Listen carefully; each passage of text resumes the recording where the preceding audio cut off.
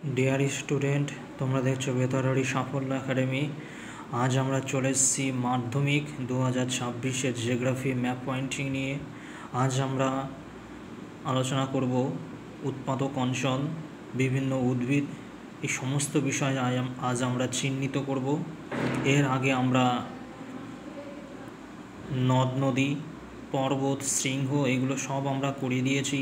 যারা যারা দেখোনি তারা অতি অবশ্যই প্লে লিস্টে গিয়ে ভিডিওগুলো দেখে এসো। আর আজকের ভিডিওটি সম্পূর্ণ দেখার অনুরোধ রইল। দেখো, প্রথমে রয়েছে মরু উদ্ভিদ, তারপর রয়েছে কার্বাস উৎপাদক অঞ্চল, শুষ্ক পর্ণমোচী উদ্ভিদ, চিরহরিত অরণ্য, আখ উৎপাদক অঞ্চল। খুব ভালো করে করবে, খুব ইম্পর্টেন্ট।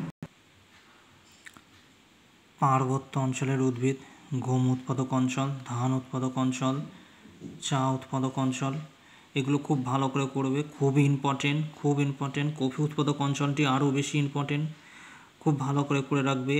এখান থেকে অনেকগুলো তোমরা পরীক্ষায় কমন পাবে, এটা আমরা শিওর। 2026-এর টেস্ট এবং ফাইনাল পরীক্ষার জন্য খুব ইম্পর্টেন্ট।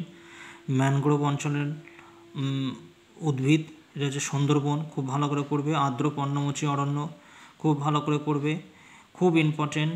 তোমরা গম উৎপাদক, ধান উৎপাদক, চা উৎপাদক, কফি উৎপাদক, এদিকে আখ উৎপাদক অঞ্চল, এগুলো ভালো মতো দেখে রাখবে। আর আজকের ভিডিওটি ভালো লাগলে অবশ্যই কমেন্ট করে জানিও। আর চ্যানেলে নতুন হলে চ্যানেলটি সাবস্ক্রাইব করে পাশে থাকা বেল আইকনটি প্রেস করে রেখো। আর ভিডিওটি বেশি বেশি তোমাদের বন্ধু বান্ধবদের মধ্যে শেয়ার করে দিও।